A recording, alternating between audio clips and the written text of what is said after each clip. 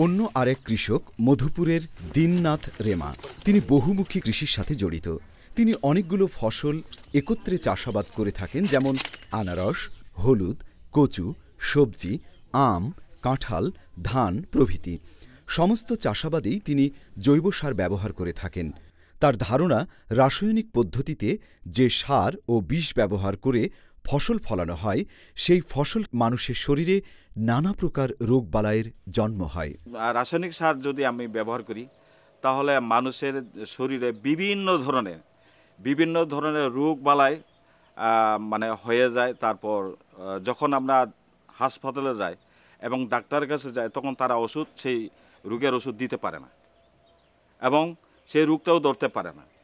শুধু রোগটা ধরতে পারে, মনে করেন যে ক্যান্সার যেটা হইছে এবং কিডনি যেটা নষ্ট হয়েছে, এগুলা শুধু ধরতে পারে। হয়তো সর্দি কাশি এগুলা হয়, এগুলা কোনো রকম ধরে দিতে পারে।